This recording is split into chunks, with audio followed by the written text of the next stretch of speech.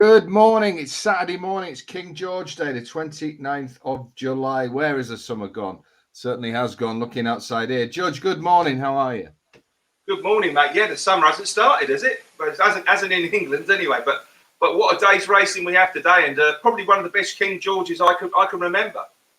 Yeah, vintage renewal. We've had all these big Group 1 British races which have had 2, 3, 4 runners and been a nightmare. At last, people have turned up. So salute those that have turned up.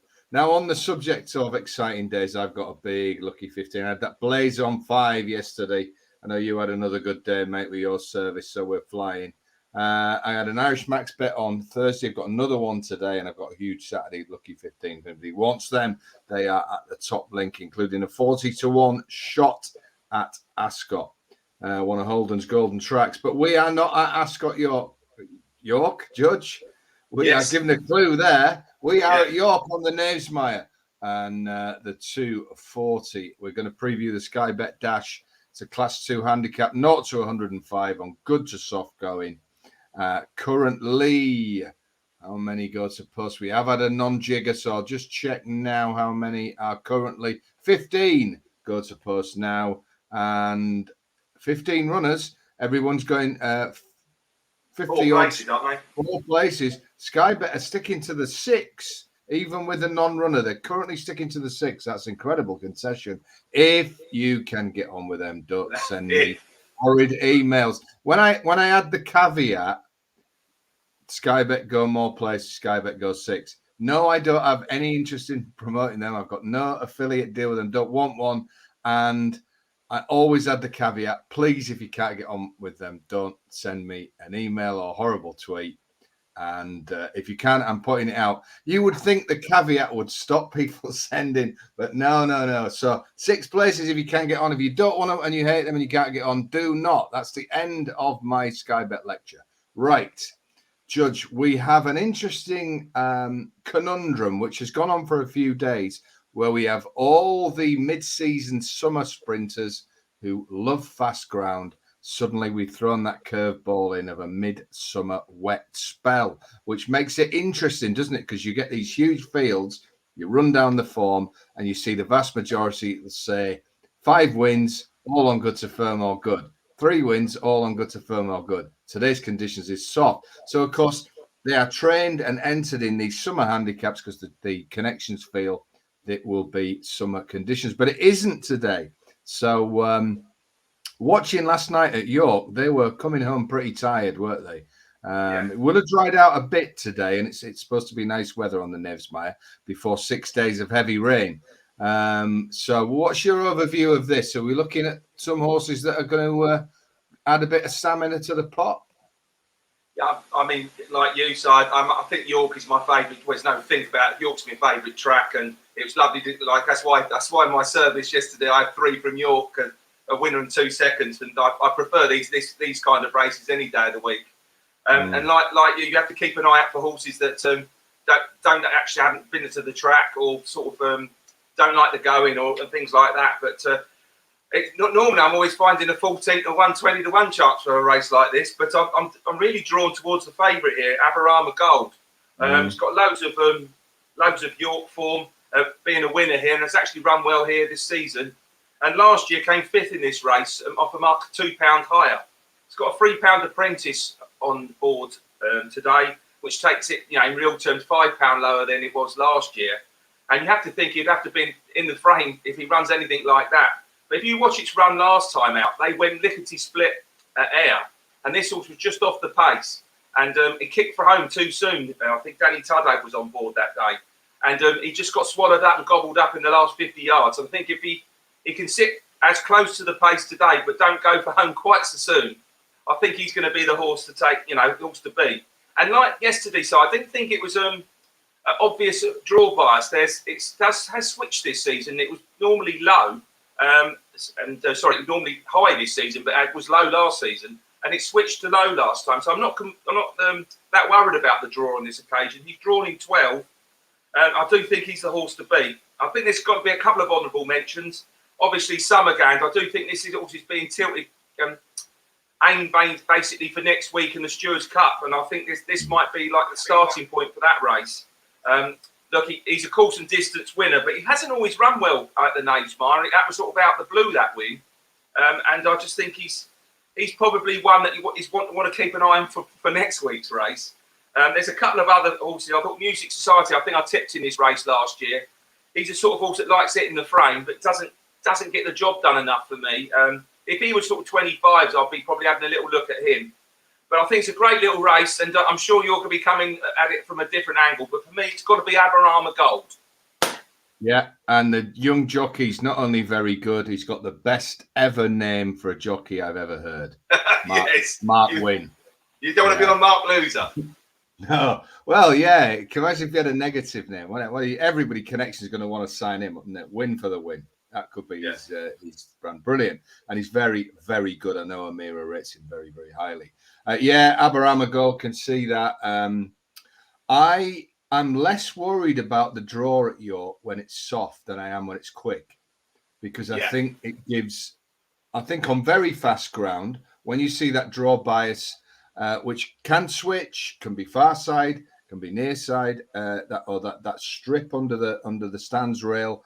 Often it gives horses that are drawn away from it no chance at all. Whereas if you watch York races on soft, good to soft or heavy, they tend to be in sort of packs across the course, and it seems to level it out a bit. So that's a general point. A horse I must give an honourable mention to here is Lucky Man.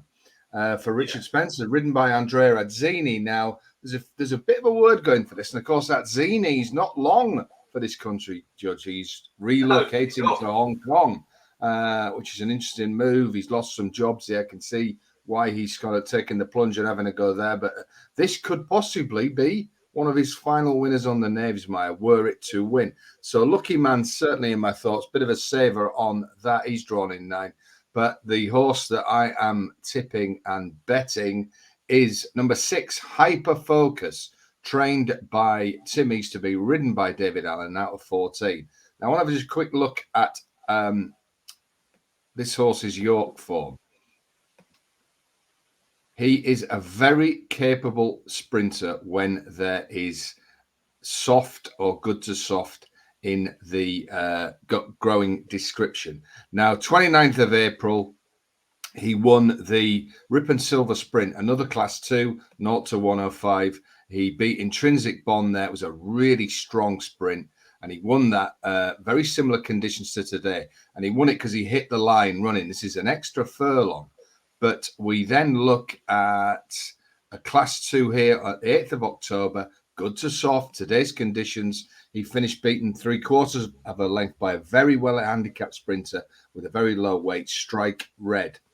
Now, that was another good race. That was the Coral Sprint Trophy. I think that was a stronger race. Lucky Man, by the way, was in 5th there, but there was horses like Silver Samurai, Pop Master, Admiral D, Bergerac. That was a Gulliver, Mr. Wagyu. That was a very strong sprint. And I think under these conditions, he also finished 2nd in a Class 2 6 furlong here, beaten 3/4 of a length by Strike Red. He ran in a cracker on similar ground. You get in my position here. On this ground, he's a serious sprinter. When he was beaten by Sterling Knight in another big field race at Haydock under today's conditions. He ran okay last time. This is much more his bag. He's drawn 14, but I'm not concerned with a draw today. I think there's enough time in this for the jockeys to see where the pace is and move around. And I think at 14 to 1 with Bet365, he is an absolute knocking each way bet. Easterby's been having winners this week. Yes. He usually has a lot of sprinters that go in soft conditions. That's why he does so well late season. That's why Fi does so well early and late season. So I would expect their horses to have another good day on the Knavesmire. And it's got to be Hyper Focus with that saver on the Lucky Man with the departing Azzini. They'd be my 2, Judge. It's a great. I love these races. That these are the bread and butter of the York meetings. To be fair, yeah. You have to sort of look at the horses that are sort of trending in the right direction, in my opinion, rather than sort of always go for the ones with all the first next to it. You're kind of looking for ones that are just about to go and pop up. you like your Copper Knights and horses like that, you know, that they look like they're not running very well elsewhere, but when they come back to their favourite track, in they go, don't they? Yeah, yeah. I mean, Hyperfocus has got nothing to hide from the handicapper. Let's be very clear. This is just the conditions that he produces a certain type of run. There might be one to beat him that's very, very well handicapped, but I'm sure he's going to run a big race. And I just think with so many places on offer and now 15 runners, I think he's a knocking bet. Yeah, he's the sort of horse you want to see up there from the start. If he loves being up there in the lead, and and this is a track you can't come from too far back on normally. No, and on ground with cut, you'd be amazed how many sprints at this track are won by the horses that are in the first four at the furlong. Yeah, after one furlong. That's why you tend to see the sort of course specialists and obviously Hyperfocus. If you actually have a look, he looks like he's in and out. But if you at this course, but his best runs are with cutting the ground, and obviously when he gets into a rhythm. So you'll probably know after a furlong or two whether you're really in with a shout with him. Yeah, definitely. So there we go, folks. I'm off for Hyperfocus, and the judge is going for Aberama Gold. Just to give you a best price on Aberama Gold, William Hill 11-2, a standout price. If you're rowing in with a judge on the Knavesmire, 11-2 is your standout price. And Music Society was your backup. Yeah, he would be. Yeah, I'd have a very small each way saver on him. Yeah. If you're going to have a saver on Music Society, ridden by Harrison Shaw, I think it's riding really well at the moment. 12-1 with 365, William Hill and Victor and my horse Hyperfocus, standout price, bet 365, 14-1. And my saver, the lucky man, pretty much 10-1 across the board. So King George Day, it's going to be a fantastic day. You want to get involved in my Lucky and Irish Max at the top link for a $5. We will be back on your channel on Monday, Judge, and I think we're going to have look forward to it, mate, because we've got a lot to talk about with the racing today, haven't we? Yeah, and look out for these eye catchers, folks. They've been banging in left, right, and centre. So have a great weekend, Judge. Good luck. Thanks, mate. You too, mate. And what do we say? Oh, now then, remind me. Be lucky. Be lucky. Holdings, horses.